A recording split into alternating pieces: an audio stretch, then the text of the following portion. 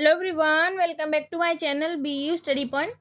आज हम देख रहे हैं बी फर्स्ट सेमेस्टर के फिजिकल एजुकेशन की यूनिट 6 का पार्ट सेकंड, जो कि हमारा लास्ट पार्ट होने वाला है, जिसमें आज हम पढ़ेंगे कॉजेज ऑफ बैड पोस्चर। इससे पहले ही हम पिछले पार्ट में गुड पोस्चर के बारे में जान चुके हैं, इवन हम पोस्चर के बारे में जान चुके हैं और गुड पोस्चर की इम्पोर्टेंस के बारे में भी हम डिटेल में जान चुके हैं, और टाइप ऑफ पोस्चर्स को भी हम पिछले वीडियो में डिस्कस कर चुके हैं फुल डिटेल में। इस वीडियो में हम कुछ कॉजेस पढ़ेंगे जिससे बैड पोस्चर जो है क्रिएट होता है आपकी बॉडी का, और ये हमारी जो है इस पूरे कोर्स की लास्ट वीडियो होगी, जिसमें मैं आपको पूरा ही आपका जो कोर्स है वो ख़त्म करा दूंगी। इसके बाद जो आपकी बी फर्स्ट सेमेस्टर की फिजिकल एजुकेशन की जो पूरी सिलेबस है वो ख़त्म हो जाएगी।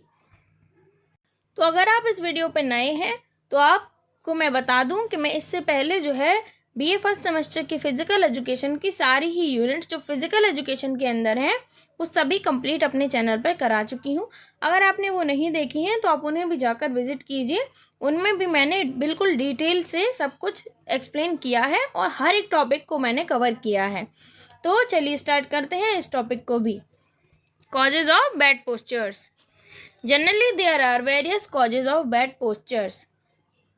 जनरली क्या होता है, बहुत से कॉजेज होते हैं बैड या पुअर पोस्चर के, लेकिन ग्रेविटेशनल फैक्टर जो है वो इन सब के ऊपर आता है।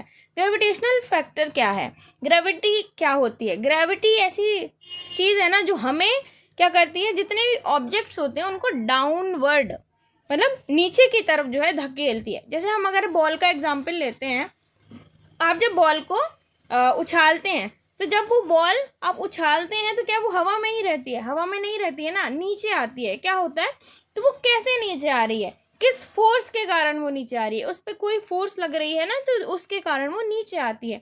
तो वो क्या फोर्स होती है? वो ग्रेविटेशनल फोर्स होती है, जिसके कारण वो डाउनवर्ड की तरफ जो है चली आती है, धकेल के आ जाती है। तो हमारी बॉडी पर भी तो ग्रेविटेशनल फैक्टर्स जो हैं वो इफेक्ट करते हैं, क्योंकि हमारी बॉडी भी जो है इस एटमॉस्फेयर में रहती है।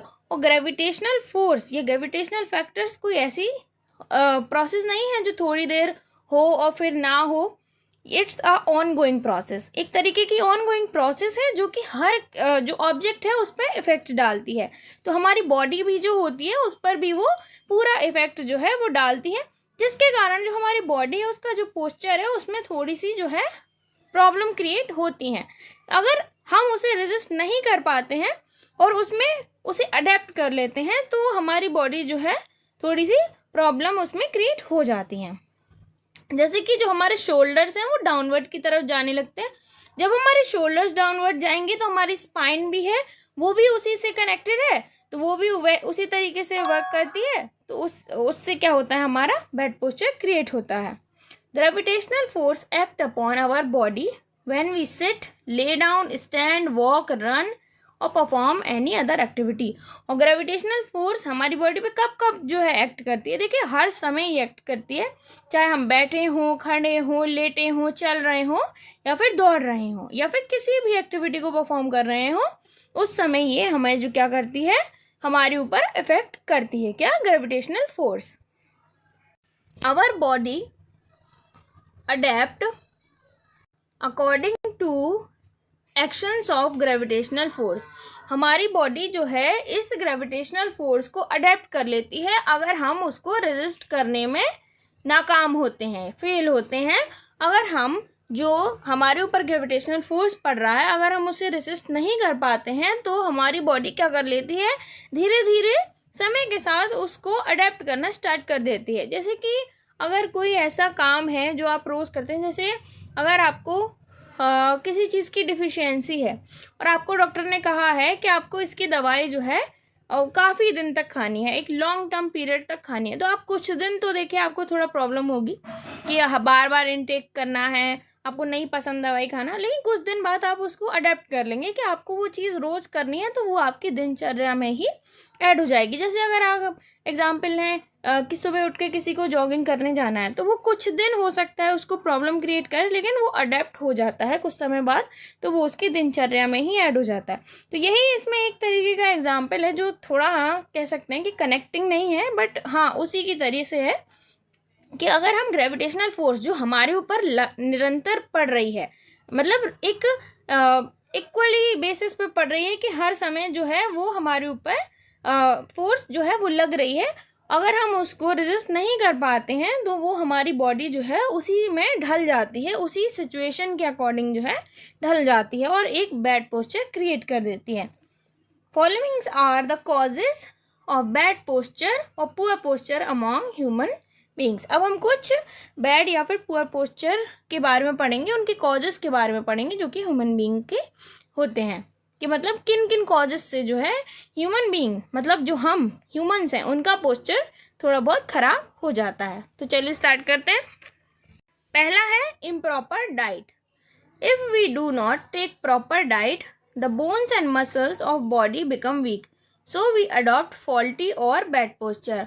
अगर हम प्रॉपर डाइट नहीं लेते हैं और हमारे बोन्स और मसल्स जो हैं उससे क्या हो जाते हैं, वीक हो जाते हैं, तो हम एक बैड पोस्चर को अडॉप्ट करते हैं। देखिए, जैसे अगर आप प्रॉपर मील नहीं लेते हैं, बैलेंस डाइट जो है आपकी बिल्कुल भी नहीं है, जैसे आप रोज़ खाना खाते हैं जो उसमें कोई भी जो है कार्बोहाइड्रेट्स या विटामिन मिनरल या न्यूट्रिशंस जो होते हैं, जितने भी न्यूट्रिशंस होते हैं वो इन्वॉल्व नहीं होते हैं, तो आपकी जो बॉडी है उसको कोई भी पोषण तत्व जो है वो नहीं मिल पाते हैं और आपकी बोन्स और मसल्स जो हैं वो भी एनर्जी को गेन नहीं कर पाते हैं और बहुत ज़्यादा आपकी जो बॉडी है वो वीक हो जाती है। तो आपकी जब बॉडी वीक है, आपके मसल्स एंड बोन्स में एनर्जी ही नहीं है कि वो एक गुड पोस्चर में रहें या फिर एक बेटर जो आपकी लाइफस्टाइल है उसको परफॉर्म कर सकें, तो भी आपका जो बैड पोस्चर है वो क्रिएट हो जाता है।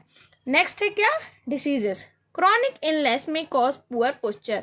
कुछ जैसे आपकी क्रॉनिक मतलब होता है पुरानी, लेकिन इसमें क्रॉनिक से जो अर्थ है वो है लॉन्ग टर्म डिसीजेस का। क्रॉनिक का वैसे अर्थ होता है कि पुरानी, लेकिन पुरानी नहीं, इसमें मतलब कहा गया है कि जो आपकी लॉन्ग टर्म डिसीजेज होती हैं उनके कारण भी कभी कभार आपका जो बैड पोस्चर है वो क्रिएट हो जाता है। जैसे कि अगर हम बहुत सी डिसीजेज हैं, जैसे किसी को बैक पेन है, वो एक लॉन्ग टर्म बेसिस पे है किसी को, तो उसके कारण भी जो है उसका बैड पोस्चर क्रिएट हो जाता है। या फिर और भी जितनी भी डिसीजेज होती हैं, जैसे नॉर्मल डिसीजेज हम लें, अगर आजकल जो कॉमन डिसीज़ हो गई, जैसे शुगर की डिसीज़ हो गई है या फिर बीपी की डिसीज़ हो गई हैं, ये सब डिसीजेज भी जो हैं कहीं ना कहीं आपकी बॉडी को थोड़ा बहुत जो है इफ़ेक्ट करती हैं, जिससे आपका जो पोस्चर है उस पर भी इफ़ेक्ट पड़ता है, क्योंकि ये आपकी बॉडी को कहीं ना कहीं थोड़ा वीक बना देती हैं, जो कि आपके बैड पोस्चर का रीज़न बनती हैं। फिर नेक्स्ट है बाय बर्थ। बाय बर्थ कुछ जैसी डिसेबिलिटीज़ होती हैं जो लोगों में बाय बर्थ होती हैं। देखिए, कोई इंसान जो होता है वो कोई भी हो, ऐसा भी हो, किसी से भी कम नहीं होता है, हर कोई इक्वली ब्यूटीफुल एंड इम्पॉर्टेंट होता है। लेकिन हम अगर एजुकेशन बेसिस पे बात कर रहे हैं तो उस समय में कि कुछ ऐसी चीज़ें होती हैं, कुछ ऐसी डिफॉर्मिटीज़ या फिर ऐसी कमियां कह लीजिए जो होती हैं, जो बर्थ के टाइम पर किसी में होती हैं, तो उनके कारण भी जो है बैड पोस्चर क्रिएट हो जाता है। तो वो भी एक रीज़न होता है कभी कभार बैड पोस्चर का। क्या लिखा हुआ है, poor and bad posture may be by birth, these deformities are present at the time of birth. और कुछ जो बैड पोस्चर्स हैं वो बर्थ के टाइम पर जो हैं हो जाते हैं किसी किसी को, या फिर वो बाय बर्थ ही होते हैं। तो ऐसी डिफॉर्मिटीज़ या ऐसी कमियां जो होती हैं ये क्या है, बाय बर्थ होती हैं और जो कि बैड पोस्चर क्रिएट कर देती हैं। फिर है फैटिग्यू। फैटिग्यू मतलब थकान। If we work constantly for a longer duration we get fatigue and become lazy which result in poor or bad posture। जब हम कॉन्स्टेंटली वर्क करते हैं लंबे समय के लिए, मतलब बहुत निरंतर हैं आप, बहुत देर से आपको काम ही काम लगा हुआ है, आप थक गए हैं, उससे बहुत ज़्यादा परेशान हो गए हैं और मतलब डेली बेसिस पे आपको इतना काम है कि आप थके ही रहते हैं, थकान आपकी बॉडी में रहती है, तो आप क्या हो जाएंगे, लेज़ी हो जाएंगे थोड़ा सा।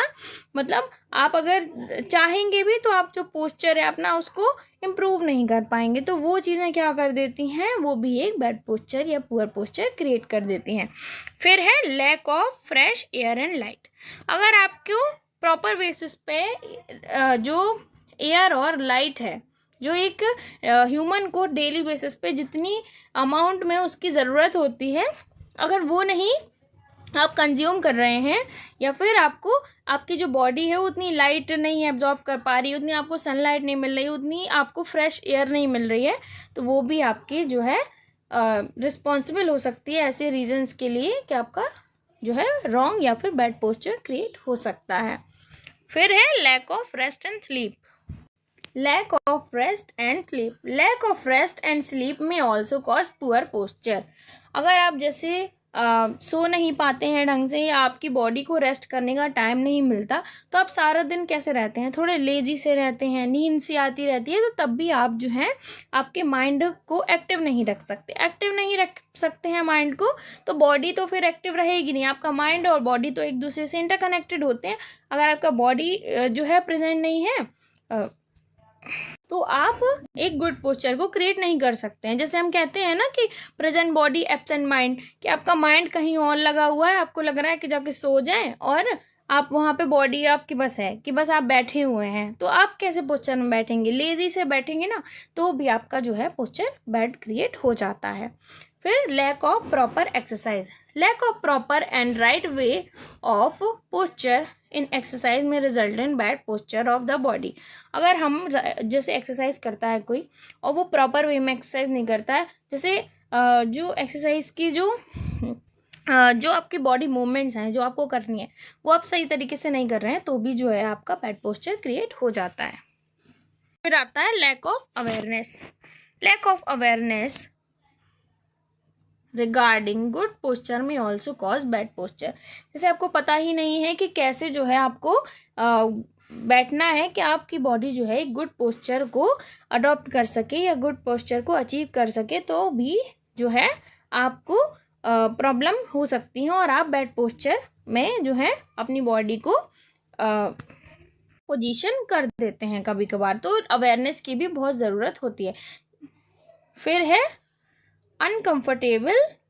अनसुटेबल या अनकंफर्टेबल भी कह सकते हैं, अनसुटेबल फर्नीचर। जैसे जहाँ आप बैठते हैं, जैसे अगर आप ऑफिस जाते हैं या फिर आप स्कूल में जाते हैं, पढ़ने जाते हैं या कॉलेज जाते हैं, कहीं भी जाते हैं, वहाँ पे जो आप बैठते हैं जिन जगहों पर जो सीट है आपकी बैठने की, अगर वो ही कंफर्टेबल नहीं है, तो आप सोचिए कि आप कैसे वहाँ पे ऐसे बैठेंगे कि आपका जो पोस्चर है वो गुड रहे। तो इसलिए कंफर्टेबल जो फर्नीचर है वो भी एक बहुत बड़ा कॉज होता है। अगर अनकंफर्टेबल है वो, तो भी आपका जो बैड पोस्चर है वो क्रिएट हो जाता है।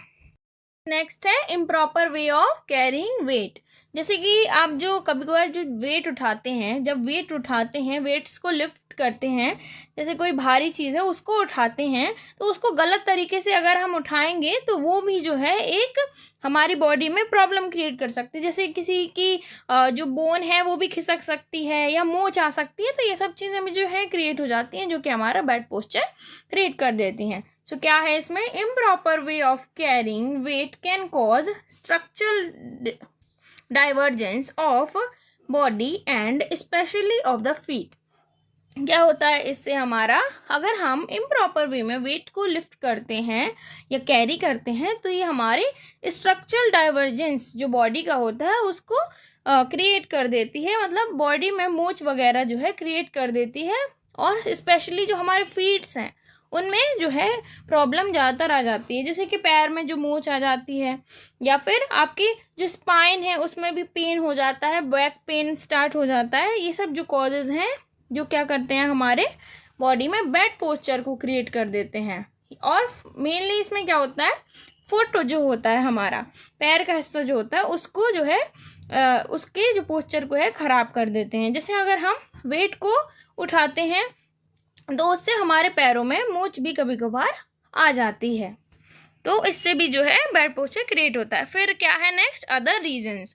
कुछ और रीजंस भी होते हैं जिनसे आपका बैड पोस्चर क्रिएट हो सकता है, जैसे कि इम्प्रॉपर टाइम टेबल। आपका जो टाइम टेबल है, जो आपकी दिनचर्या है, वो ढंग से नहीं है, चीज़ें जो हैं बैलेंस्ड नहीं है। आप उठते 1 बजे हैं, सोते रात के 3 बजे हैं, तो इन सब चीज़ों से भी जो है आपकी लाइफस्टाइल में आपका जो पोस्चर है उस पर भी इफेक्ट पड़ता है।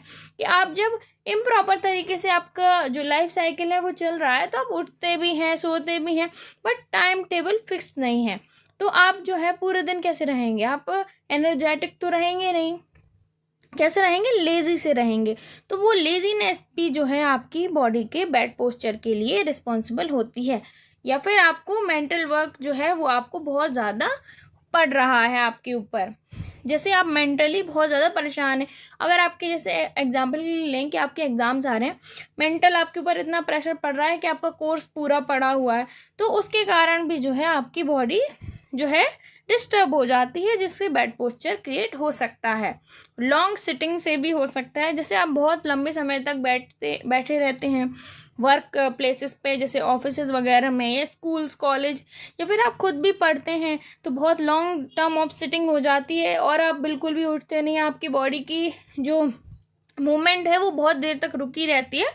और जब आप बहुत देर तक बैठेंगे तो आप स्ट्रेट नहीं बैठ सकते हैं, ये कॉमन सी बात है, ये सबको ही जो है समझ सकता है कि अगर आप बहुत देर तक कहीं बैठे हैं तो आप बिल्कुल स्ट्रेट तो नहीं बैठ सकते हैं।